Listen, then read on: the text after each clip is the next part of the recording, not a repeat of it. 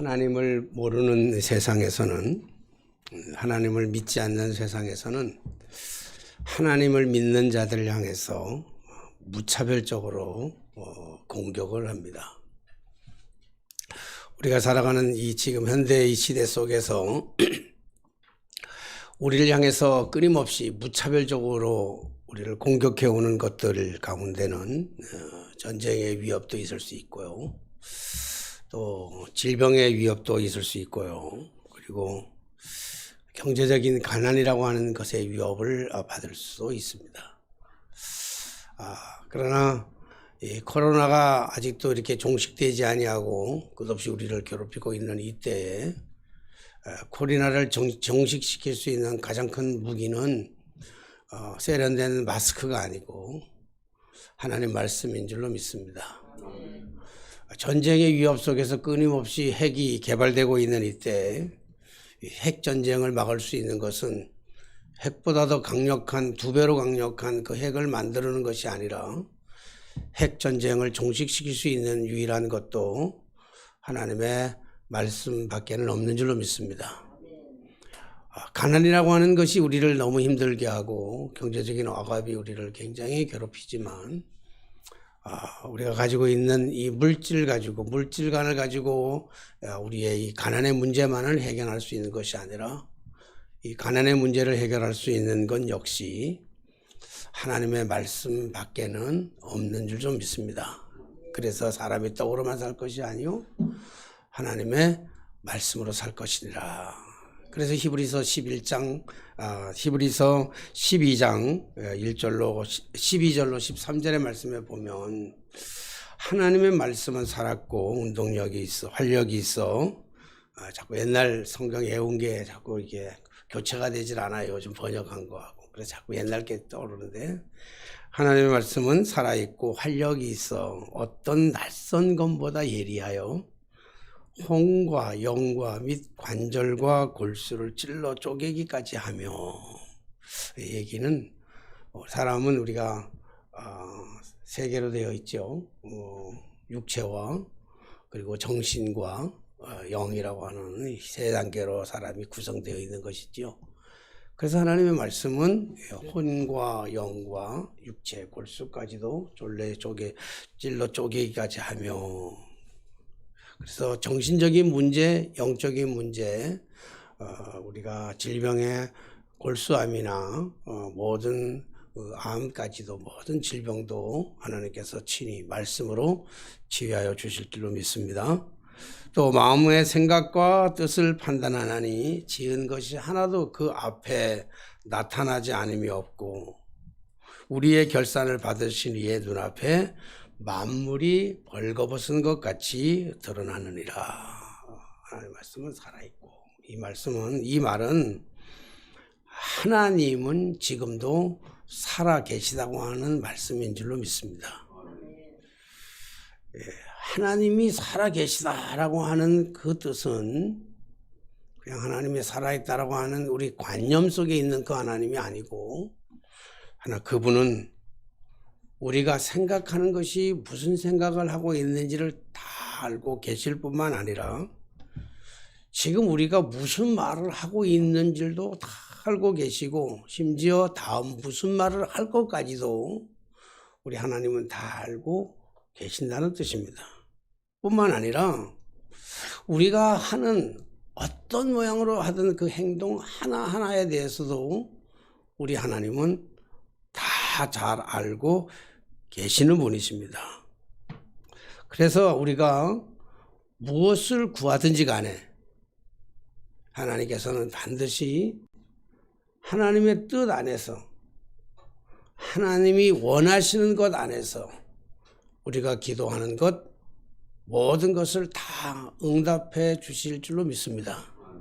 그런데 여기에 우리가 조금 함정이 하나 있어요. 우리가 잘 모르는 함정인데, 우리가 기도를 하면 하나님이 다 응답하신다고 하니까 하나님 앞에 기도하는 것을 마치 도깨비방망이처럼 생각하는 경우가 있어요. 돈 나와라 뚝딱 하면 돈 나오고, 금 나오라 뚝딱 하면 금 나오고, 그러니까 내가 무엇이든지 구하면, 성경에도 말씀하셨잖아요.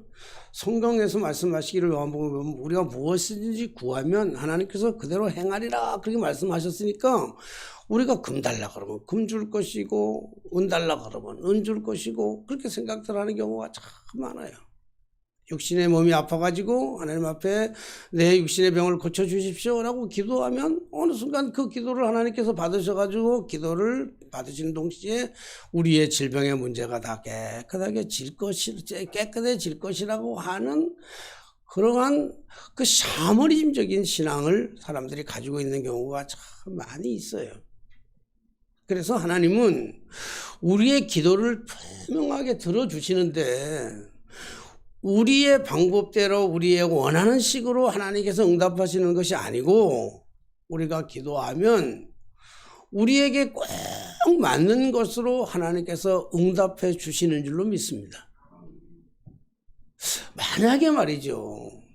만약에 제가 하나님 앞에 기도했던 모든 것들을 다 응답하셨다고 한다면 아마 지금쯤 저는 큰 괴물이 되어 있을 거예요. 설렘없이 그랬을 거예요. 내가 구하는 것마다 내가 구하는 것 뜻대로 했다면 큰 괴물이 되어 있을 거예요.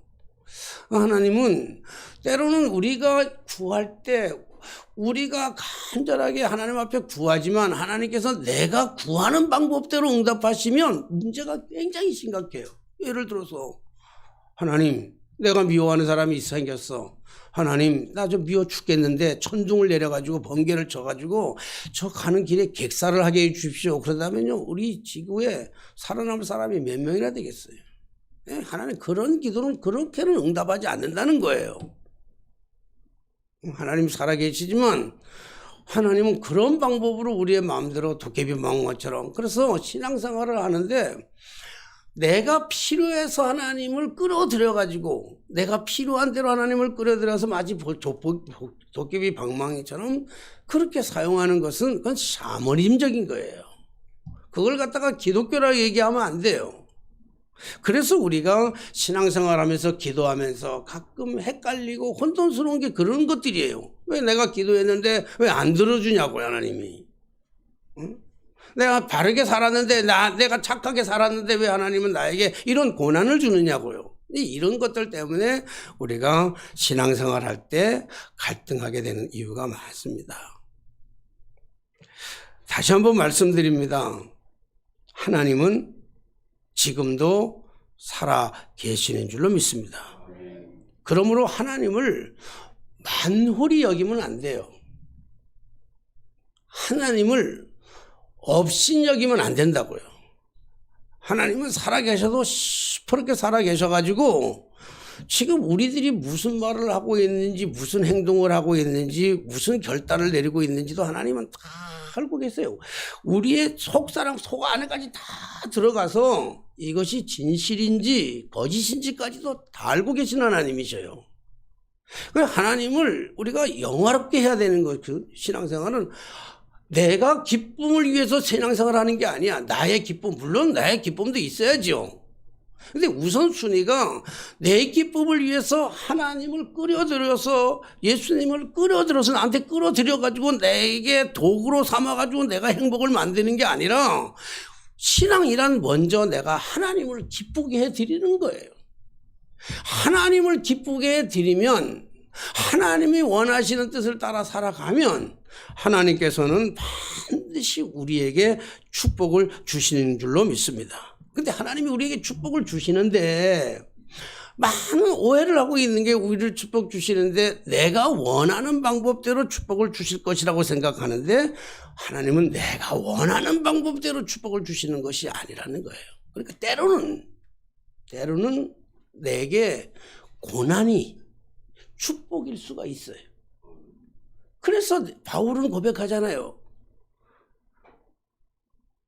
약할 때 강함되고 고난이 도리어 내게는 유익이라 이렇게 얘기한다고요. 사도 바울이 고백이 그런 고백이에요. 사도 바울은 육체에 가시가 있다고 그랬어요. 육체에 가시가.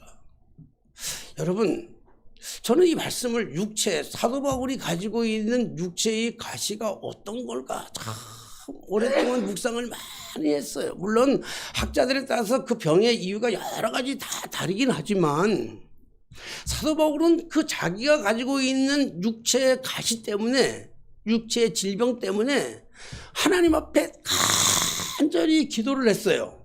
3번씩이나. 그러면 한번 생각해 보자고요.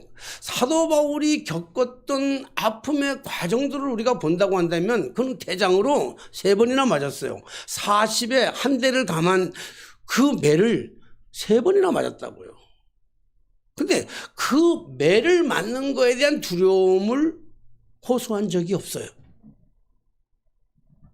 그가 엄청난 고난을 많이 받았어요.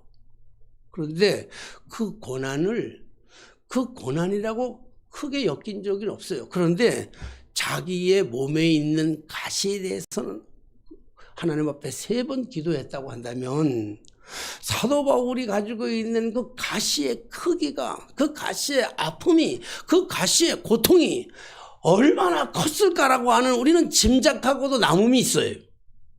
그런데 하나님 앞에 그 가시, 너무 찌르는 그 가시가 너무 아파서 하나님 앞에 3번 기도했더니 하나님께서 바울의 기도를 응답하셨나요? 하나님이 응답하셨죠.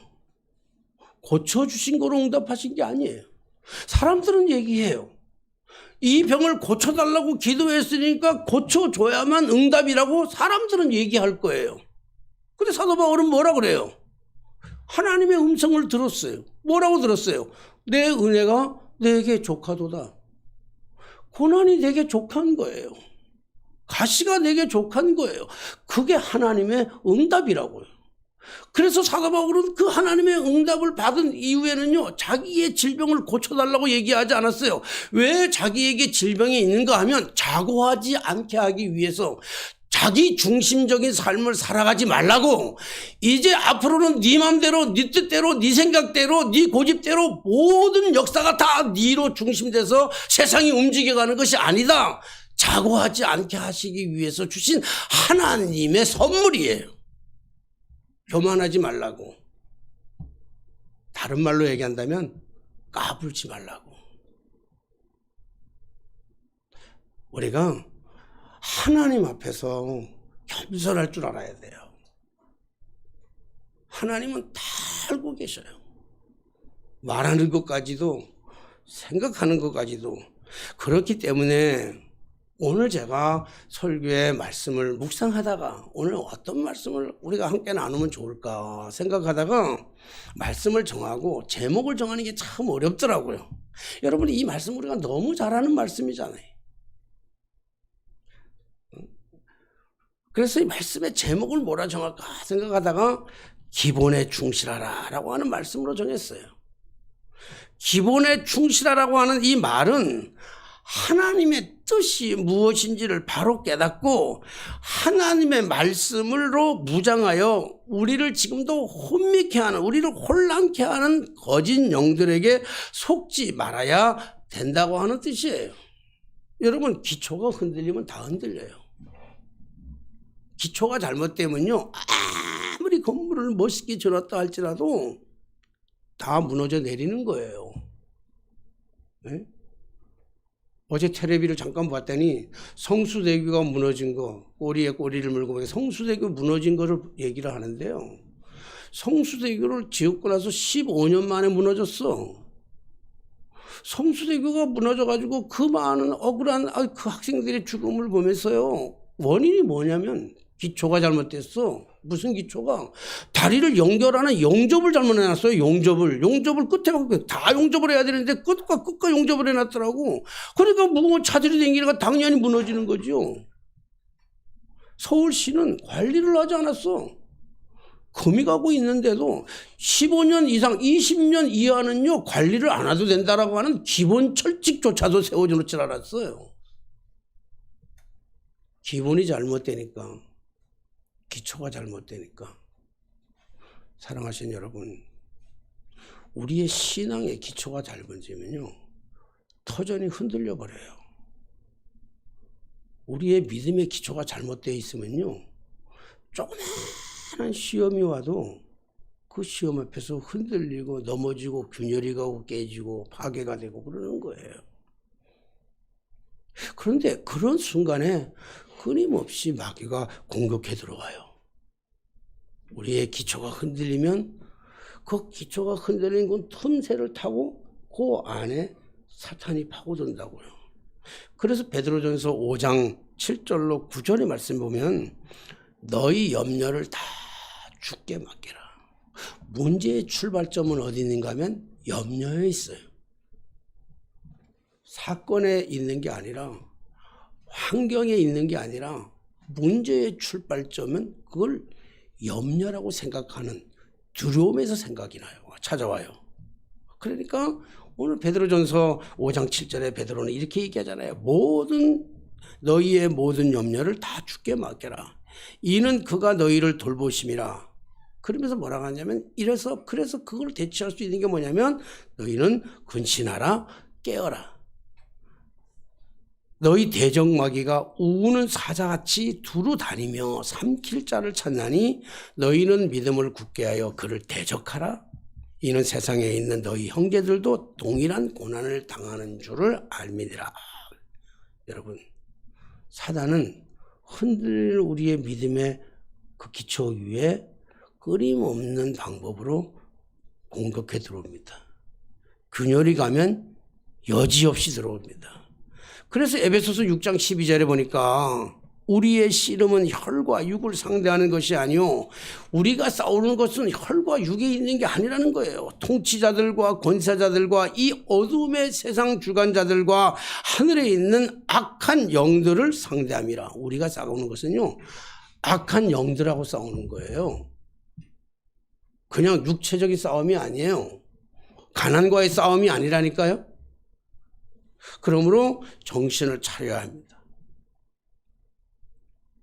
한순간도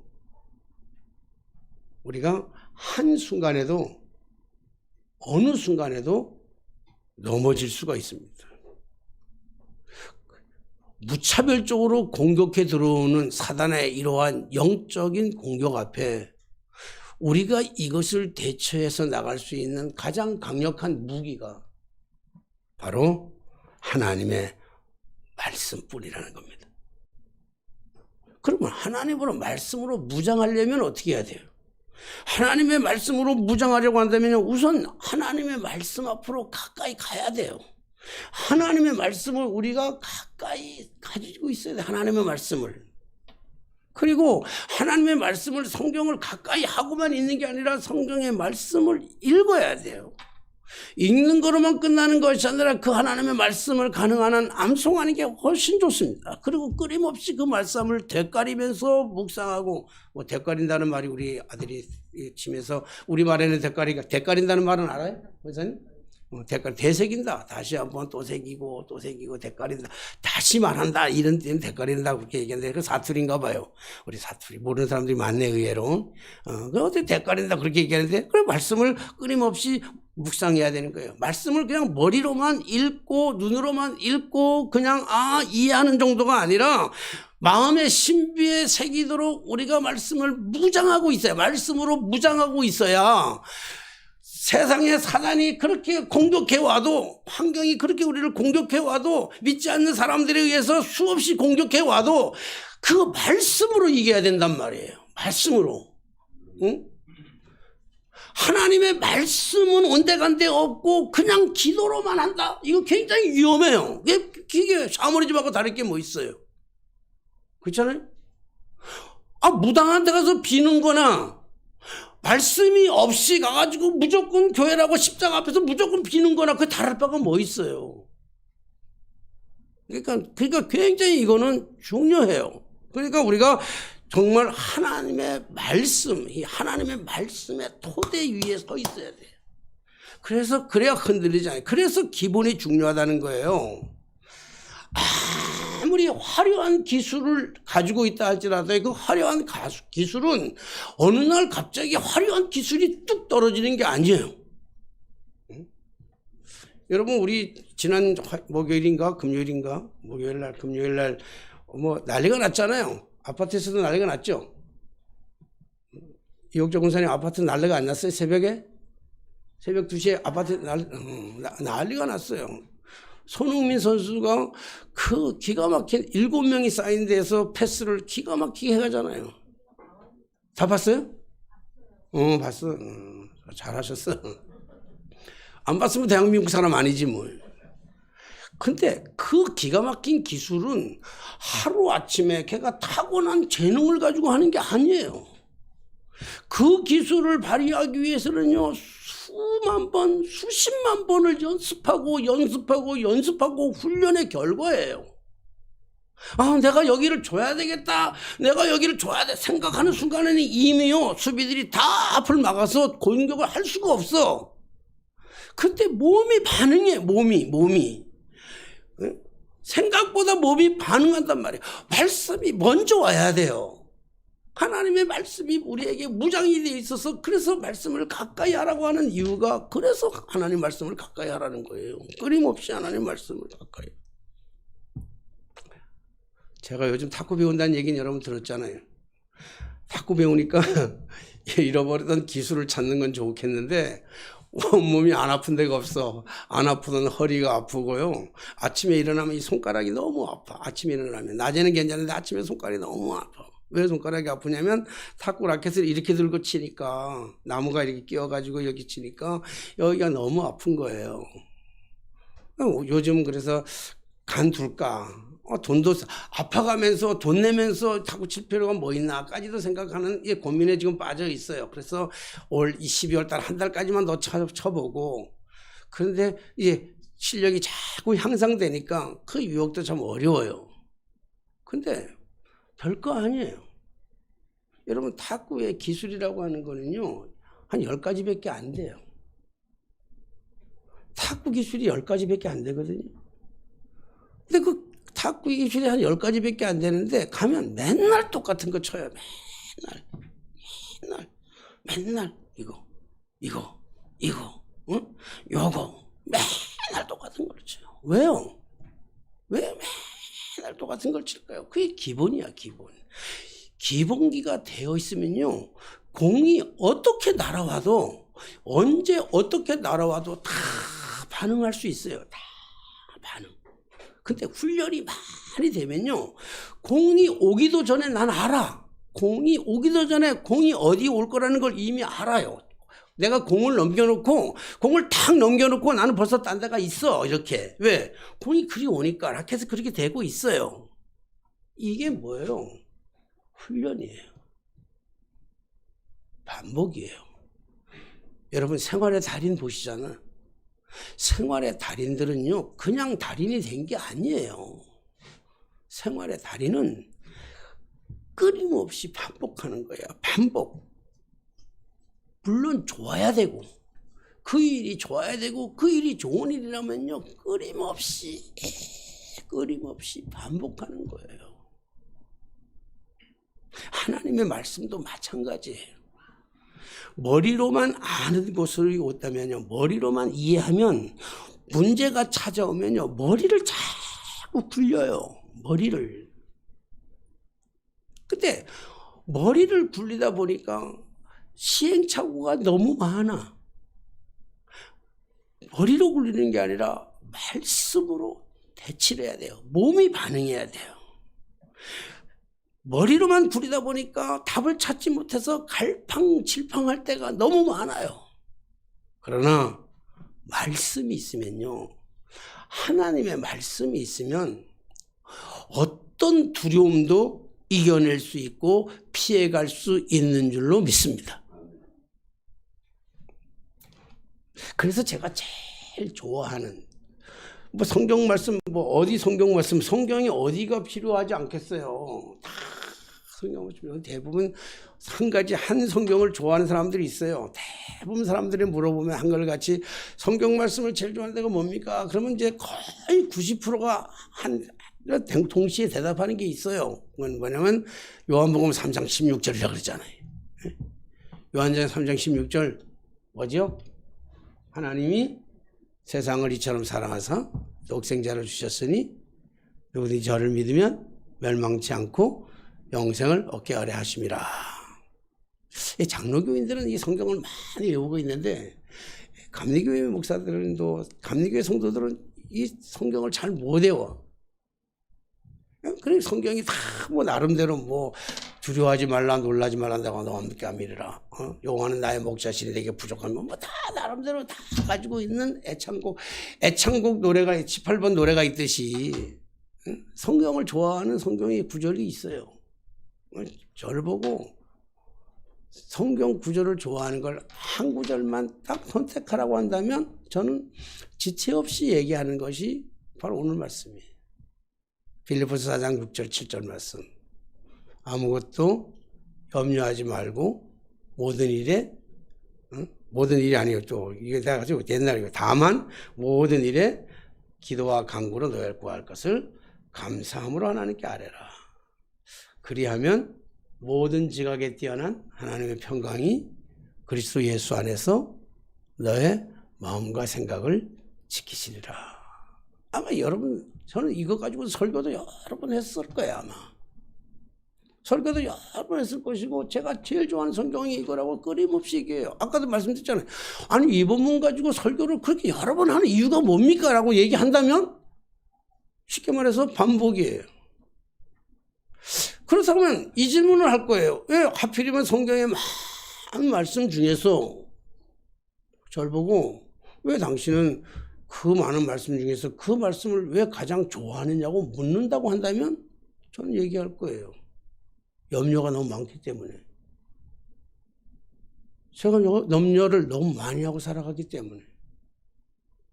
내 안에 두려움이 너무 많았어요. 난 점점 염려할 거리가 너무 많아요. 오늘도 수천 개, 수만 개가 더 염려할 거리가 있고요. 너무 두려워. 하루하루 살아간다는 게 너무 두려워요. 사람과의 관계가 너무 두려워요. 사람을 만난다는 게 너무 두려워요. 너무 두려워. 염려가 너무 많아. 자녀들에 대한 염려. 큰아들이 이제 장가 갈 때가 내년에 장가 간다는데 장가 갈 돈도 하나도 마련한 게 없고 내가 장가 갈 때 3만 원밖에 없었다고 해서 너도 3만 원만 가지고 가라고 그렇게 얘기할 수는 없잖아요. 그죠? 다송이는 장가 갈 생각도 안 하고 예찬이는 겁없이 막 축구하는데 자기 애인도 우리 집에 데리고 오질 않나. 저것도 빨리 결혼시켜줘가지고 집을 하나 만들어줘야 되는데 쟤네 집 만들어주려면 뭐 집이 있어야 만들어주지. 걱정거리가 너무 많아. 예성이는 또 뭐 아직은 뭐 자기가 비혼으로 살아갈지도 모른다고 저렇게 얘기하니까 때려 죽일 수도 없고 말이지. 가지 많은 나무에 바람 잘 날 없다고. 그렇잖아요. 왜 염려거리가 너무. 그러면 앉아서 매일 염려만 할 거냐고. 염려. 이 딱 두르고 앞에는 염려, 뒤에는 두려움. 그리고 세상을 살아가겠냐고 한숨 푹푹 쉬면서 아야야 그러면서 그런 게 너무 많으니까 어떻게 살아갈까 고민하다 보니까 말씀이 보이는 거예요. 말씀을 붙잡았어. 그래서 하나님의 말씀을 붙잡았어요. 그러니까 이 말씀을 보니까 아무것도 염려하지 말고 다만 모든 일에 기도와 간구로 너의 것을 감사함으로 하나님께 아뢰라. 그리하면 평강의 하나님이 그리스도 예수 안에서 너의 마음과 생각을 지키시리라. 사랑하신 성도 여러분, 말의 힘이 어디서 나와요? 네? 말의 강력한 힘은 어디서 나오죠? 말의 강력한 힘은요, 경험에서 나와요. 내가 보고 들은 것만큼 확실한 게 없어요. 그렇죠? 독립문 사거리에서 새벽에 아무도 안 되는 새벽에 술 취한 차를 지나가다가 사람을 쳐서 죽이고 뺑소니가 되었어요. 응? 그래서 경찰에 조서를 받았는데 뺑소니 운전수를 잡아내가지고 뺑소니 운전수를 이제 처벌하기 위해서 이제 경로를 준비하는데 많은 사람들이 와서 증언하는 거예요. 철학적으로 보면 이게 이 상황에서 야 이래서 이 사람이 지금 범인일 것 같다. 과학적으로 보면 이렇게 해서 분명히 이것이 이런 것 같다. 타이어 색깔을 보니까 분명히 이런 것 같다. 응? 그런 사람들의 말이 힘이 있겠습니까? 아니면 거기서 지나가던 한 사람이 봤어요. 내가 봤어. 내가 눈으로 목격했어. 내가 경험했어. 그 사람의 얘기를 재판관이 듣겠습니까? 말의 가장 강력한 힘은 경험에서 나오는 거예요. 경험에서. 그렇기 때문에 오늘 본문 말씀 빌립보서 4장 6절에서 7절 말씀은요, 그냥 어느 날 하늘에서 뚝 떨어진 게 아니에요. 하늘에서 뚝 떨어진 게 아니라 성경을 무엇으로 주장하는 사람들은요, 하나님이 쓰라고 그런 대로 앉아가지고 그대로 뺏겨 썼다고 생각하는데 그거 아니에요. 성경 그런 거 아니에요. 성경에는 팩트를 가지고 그 사람의 신앙에 따라서 하나님이 기록하게 하나님이 만드신 거거든요.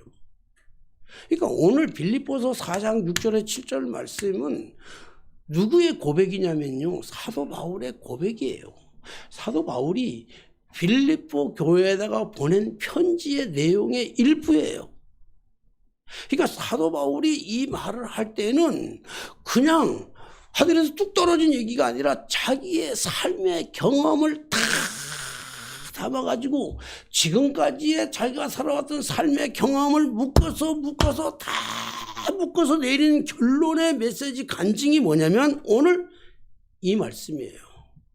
그러니까 이건 우리를 위해서 가르치기 위한 교훈의 말이 아니라 자기의 신앙적 고백이에요. 나는 아무것도 염려하지 않는다. 다만 오늘 성경을 이렇게 바울을 우리가 이 바울이 쓴 바울의 입장에서 본다면 이런 거예요. 너희는 아무것도 염려하지 말라가 아니라 바울의 고백은 이게 나는 아무것도 염려하지 않는다. 다만 모든 일에 기도와 간구로 하나님 앞에 감사함으로 아랠 뿐이다. 그리하면 하나님께서 나에게 모든 지각에 뛰어난 하나님의 평강이 그리스도 예수 안에서 나의 마음과 생각을 지켜주셨다. 할렐루야. 이 말이에요. 이 말. 오늘 이 메시지가 나에게 그렇게 들려와야 돼요. 너희는 마음에 근심하지 말아라. 다른 사람들에게 가르치고 훈계할 때는 이 말을 많이 써요. 저는 이 말을 끊임없이 하루에도 골백 번씩 외우고 또 이 말을 하는 거는요, 내가 이 말씀처럼 살아가고 싶어서, 내가 염려를 주님 앞에 맡기고 싶어서, 내가 하나님 앞에 구할 것을 감사함으로 아뢰고 싶어서, 때로는 하나님 내 기도에 응답하지 아니하신 것을 감사합니다. 왜냐하면 내가 기도하는 것대로 다 응답을 해 주셨다면 나는 지금쯤 큰 괴물이 되어 있었을 테니까요. 하나님, 내 기도 그대로 응답되어 주지 않은 것을 하나님 감사합니다. 할렐루야. 아무것도 염려하지 않고 싶습니다. 어떻게 하면 아무것도 염려하지 않고 살아갈 수 있습니까? 눈만 뜨면 염려거리는데 어떻게 하면 하나님 염려할 수 없습니까? 할 수 있습니까? 오늘 말씀을 보면서 그래 나는 염려하지 않을 거야. 나는 두려워하지 않을 거야. 두려워한 일이 생긴다면, 염려한 일이 생긴다면 나는 하나님 앞에 모든 것을 기도로 간구로 하나님 앞에 감사하면서 구할 거야. 사랑하신 여러분, 오늘 이 말씀을 기록하게 된 사도 바울은 어떤 사람이었나요? 사도 바울만큼 파란만장한 삶을 살아간 사람도 그리 많지 않을 거예요. 사도 바울은 길리기아 다소라고 하는 곳에서 태어났는데 그의 아버지 어머니는요, 유대인이지만 로마의 시민권을 가지고 있었어요. 여러분, 로마 사람이 아닌데 로마의 시민권을 그 당시에 가지고 있었다고 한다면 그 집안이 어떤 집안인지를 우리가 알 수 있어요. 그는 그렇게 다복한 가정에서, 행복한 가정에서, 권위 있는 가정에서, 출세 가정에서, 그렇게 태어날 때부터 그렇게 복받는 가정에서 태어났던 사람이에요. 그리고 그가 가말리아 문화생으로서요, 당시에 최고의 학문이라고 하는, 지금으로 말한다면 하버드 법대 정도 되는 거 아닙니까? 당시에 최고라는 거에서 당시에 최고의 학자인 가말리아 문화생이 되어서 거기서 공부한 사람이었어요. 로마의 시민권을 가지고 있지요. 율법을 정통적으로 공부한 사람이었죠. 뿐만 아니라 회당에서 제사장들의 그러한 그 예수 믿는 사람들을 다 잡아 쳐 죽이려고 하는 그러한 명령서를 받아들고 살기가 탱탱해가지고 지금 다메섹으로 가다가 예수님을 만났던 사람입니다. 예수님을 만나고 그의 인생이 완전히 달라졌어요. 그가 예수님을 만난 다음에 기독교인으로 개종을 했잖아요. 유대교에서 기독교로 개종을 했어요. 유대교에서 기독교로 개종하고 나서 그가 겪어야 했던 인생의 삶은 순탄치가 않았어요. 그 순간부터 그에게는 고난의 삶의 연속이었어요. 가시밭길이었어요. 아픔과 고통이었어요. 감옥에서 절반의 이상을 살며 살아야 했어요. 포송줄에 묶여가지고 로마로, 그 죄수의 몸으로 배를 타고 로마로 가였어요. 이방인들을 선교하기 위해서요, 배를 타고 걸어서 얼마나 많은, 요즘처럼 교통이나 좋나요? 그 수없이 많은 고난과 고통과 역경과 가시밭길을 그가 삶을 살았던 사람이에요. 뿐만 아니라 자기의 동족인 유대인들로부터 받았던 그 많은 해코지와 핍박에 대한 어려움을요, 바울은 수도 없이 고백하고 있어요. 죽음의 지경에도 여러 번 당했어요. 그런 일을 다 겪어본 다음에 결국은 마지막에는 감옥에서 순교하잖아요. 그랬던 그가 고백하는 고백의 내용이 그런 어려움 속에서도 자기가 흔들리지 않았다는 거잖아요. 그런 염려와 두려움 속에서 있었지만 그럴 때마다 그는 뭐 했냐면 하나님의 말씀을 붙잡고 기도했다는 거 아닙니까? 기도했더니 환경이 바뀐 게 아니라 내 생각과 내 마음이 바뀌었다는 거예요. 너를 바꾸는 게 아니야, 믿음은. 믿음은 너를 바꾸는 게 아니라 믿음은 나를 바꾸는 거예요. 믿음은 하나님을 바꾸는 게 아니라 믿음은 나를 바꾸는 거예요. 믿음은 환경을 바꾸는 게 아니라 믿음은 나를 바꾸는 거예요. 내가 바뀌면 환경이 바뀌어요. 내가 바뀌면 하나님이 다르게 보여요. 내가 바뀌면 너가 다르게 보여요. 그렇게 불쌍했던 내가 바뀌면 네가 그렇게 사랑스러울 수가 없어요. 내가 바뀌면 그렇게 고난스러운 환경이 그렇게 좋아 보일 수가 없어요. 고난이 유익이 되는 거예요. 내가 바뀌면 비도 행복하고 눈도 행복하고 얼음판도 행복해요. 근데 내가 안 바뀌면 비는 구질구질해요. 눈은 미끄러워요. 얼음판은 너무 추워요. 다 싫어요. 믿음은 나를 바꾸는 거예요. 하나님의 말씀은 거울과 같아서, 하나님의 말씀은 거울과 같아요. 거울이 안 바뀌어요. 거울아. 세상에서 누가 제일 이쁘냐? 공주님이 제일 이쁩니다. 왕자님이 제일 이쁩니다. 그 거울은 그런 게 아니에요. 거울은 그냥 거울이에요. 나를 비추는 거울이에요. 내가 여기 뭐 묻어 있으면 내가 닦아야 되고, 내가 뭘 바르고 싶으면 내가 거울 보고 바르는 거예요. 거울은 편하지가 않아요. 나를 바꾸는 거예요. 거울을 통해서. 그러니까 사도 바울이 고백하잖아요. 수없이 많은 감옥에 갇혀서도 그는 공연장이 돼요. 감옥에다가 전왔더니 매질을 하고 감옥에다가 자꾸 해쳐서 감옥에 집어넣었더니요, 사도 바울이 밤중에 신라와 함께 그 감옥에서 노래를 불러 공연장이 되는 거예요. 공연장. 감옥이 공연장으로 바뀌고 감옥이 예배당으로 바뀌는 거예요. 감옥이 예배당이 되어질 수가 없어. 근데 감옥에서 노래 부르고 찬양되니까 모든 사람들이 모든 죄수가 그 찬양을 듣더라. 그러잖아, 성경에 보니까. 환경을 바꿔달라고 기도해 본 적이 없어, 사도 바울은. 환경이 바뀌는 게 아니라 기도했더니, 말씀으로 무장했더니 내가 바뀌어지는 거죠. 그러니까 오히려 고난이 감사스러운 거예요. 환경이 감사하는 거예요. 사랑하신 성도 여러분, 하나님은 살아 계시는 줄로 믿습니다. 하나님은요, 나보다 나를 더 잘하셔. 그리고 하나님은 기도하면 반드시 응답해 주시는 줄로 믿습니다. 그래서 오늘 우리가 당하는 고난이 있다면, 오늘 우리가 당하는 아픔이 있다면요, 그게 면류관이야. 고난이 없다면 면류관도 없어요. 안 그렇겠어요? 고난이 우리에게 주는 면류관이라고. 고난은 원망의 대상이 아니에요. 고난은 불평의 대상이 아니에요. 고난은 하나님 앞으로 한 걸음 더 나아가게 하는 하나님의 은혜요, 하나님의 면류관이에요. 그러니까 사도 바울은 얘기하잖아요, 오늘.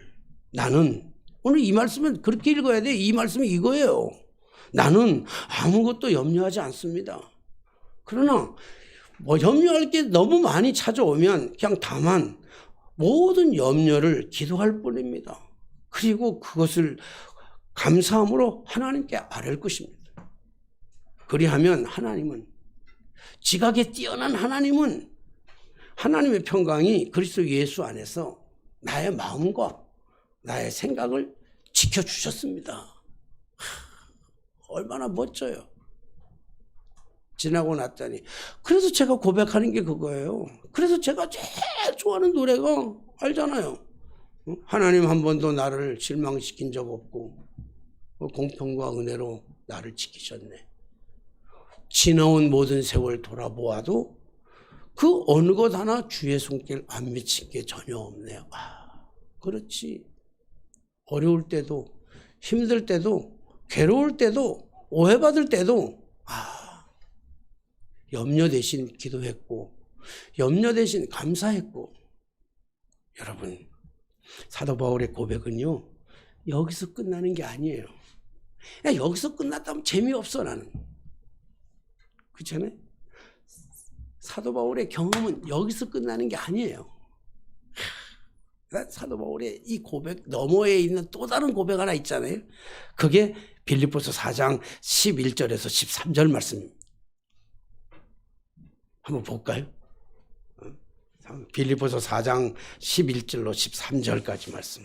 자, 우리 찾으셔가지고 아까 그거 계속 이었는데, 사도 바울이 이렇게 경험되어진 다음에 그리고 고백한 말이 이 말이에요. 11절 13절 한 절씩 교독합니다. 내가 궁핍함으로 말하는 것이 아니라 어떠한 환경에든지 나는 자족하기를 배웠노라.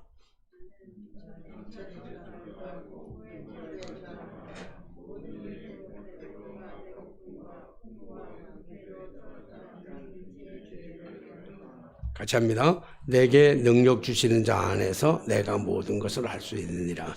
여러분, 앞에 거 뚝 띄워버리고 뒤에 것만 잡으면 큰일 나요. 내가 능력 주시는 자 안에서 내가 모든 것을 할 수 있다. 할렐루야. 말단 직원으로 들어가서 주여, 내일 아침에 하나님이 내 사장으로 만들어 주시옵소서, 능력 주시옵소서, 할렐루야. 백날에 받아 기도 안 돼. 맞죠? 말도 안 되는 얘기 하면 안 된다고. 평생을 인문학 공부해놓고, 평생 동안 인문학 공부해놓고, 주여, 나에게 로봇을 만들 수 있는 능력을 주시옵소서 뻥 까고 있는 거예요, 그거는. 그건 기도 아니에요, 그거는. 오늘 사도 바울 이렇게 고백해요. 내가 궁핍함으로 말하는 게 아니다. 나는 어떠한 형편에서든지 자족하는 마음을 배웠다. 나는 비천한 자리에서도 가보았고, 풍부한 자리에서도 가보았고, 내가 이 모든 것, 내가 배고파도 받고 배불러도 받고 모든 것을 다 경험해 봤어. 그런데 그 모든 것을 다 경험하고 나서 내린 결론은 고난 속에서도 내가 감사할 수 있었던 그 모든 거를 결론을 보니까 내게 능력 주신 자 안에서 내가 가난을 뛰어넘을 수 있는 능력, 풍요는 풍요 속에서 교만하지 않는 능력, 하나님은 모든 그때 맞는 그때 환경에 따라 주어지는 하나님의 능력이 내게 임하는 걸 알았다. 그렇기 때문에 내게 능력 주신 자 안에서 내가 고난 속에 있어도 이길 것이고, 풍요 속에서 이길 것이고, 궁핍함 속에서 이길 것이고, 염려 속에서 이길 것이다. 즐거움 속에서 이길 것이다. 우리 전다솔 전도사 기도할 때 어려운 일도 있었고 기쁜 일도 있었고, 우리 다솔이가 기쁜 일은 있었거든요. 기도하면 자기의 상황이야. 근데 그 기쁨도 사실은 세상적인 기쁨이 며칠 안 가요. 그죠? 막 영원히 갈 것 같은데, 막 아파트 당첨되고 나면요, 뭐 영원히 기쁨이 올 것 같은데 거기 들어가서 3개월만 딱 살면요, 그 아파트의 기쁨은 없어져. 그건 없어져. 그건 영원한 거 아니야. 세상의 건 영원한 건 하나도 없어. 영원한 것은 하나님의 말씀뿐이 없는 줄로 믿습니다. 풀은 마르고 꽃은 시드나 하나님의 말씀은 영영이 서리라. 여러분, 우리를 기쁘게 해주는 건 다른 게 없어요. 오늘 사도 바울의 고백이에요. 오늘 기본에 충실하자고 말씀드렸습니다. 기본에 충실하는 거예요. 대단한 게 아니에요. 신앙은 대단한 것부터 시작되는 게 아니에요. 화려한 것부터 시작하는 게 아니에요. 신앙은 말씀으로 다지는 것부터 시작하는 줄로 믿습니다. 말씀이 흔들리면 다 흔들려 버려. 이가 흔들리면 세상이 흔들리는 것처럼, 이 세계가 흔들리면 세상이 흔들린다며. 여러분, 말씀의 기초 위에, 말씀 앞에 세상이 무차별적으로 우리를 공격해 들어와도, 어떤 것으로 시험하는 공격이 들어와도 말씀의 뿌리를 내리고 하나님 말씀 속에서 우리에게 주시는 하나님의 은혜, 염려 대신 기도, 두려움 대신에 말씀을 붙잡고 기도하며 하나님 앞에 힘들수록, 어려울수록, 괴로울수록, 응답이 안 될수록 오히려 바울처럼 감사함으로 하나님께 아뢰는 그러한 지혜와 그러한 은혜와 그러한 축복이 저와 여러분들에게 있어지게 되시기를 주님의 이름으로 축원합니다. 기도하겠습니다. 우리는 수없이 환경을 바꾸어 달라고 기도했습니다. 우리는 수없이 돈을 달라고 기도했습니다. 우리는 수없이 건강을 달라고 기도했습니다. 그러나 때때로 하나님은 우리의 기도에 마치 기도를 기울이지 않은 것처럼 들렸을 때가 얼마나 많은지 알 수 없습니다. 그러나 돌아보니 이 모든 것을 들어주셨더라면 우리는 어쩌면 지금 큰 괴물이 되어 있을지도 모릅니다. 주여, 때때로 우리의 기도에 응답하지 아니하심을 감사합니다. 주여, 믿음은 환경을 바꿔놓는 것이 아니고 나를 바꾸는 것인 줄로 믿습니다. 믿음은 너를 바꾸는 것이 아니라 나를 바꾸는 것인 줄로 믿습니다. 믿음은 하나님을 바꿔놓는 것이 아니라 나를 바꿔놓는 것인 줄로 믿습니다. 주여, 오늘도 이 말씀 앞에 우리가 염려거리가 수없이 많아도 아무것도 염려하지 않고 기도와 간구로 하나님 앞에 감사함으로 구할 수 있는 저희들이 되게 하셔서 평강의 그리스도께서, 평강의 하나님께서 예수 그리스도 안에서 우리에게 주시는 그 마음과 생각을 다스릴 수 있는 능력을 저희들에게 허락하여 주옵소서. 혹여나 우리가 아직도 오랫동안 신앙생활 하면서도 여전히 우리의 믿음의 터전이 흔들리고 있다면 다시 한번 기본으로 돌아가는, 다시 한번 기본에 충실하는 우리의 신앙생활 되어질 수 있도록 역사하여 주옵소서. 예수님의 이름으로 기도하옵나이다. 아멘.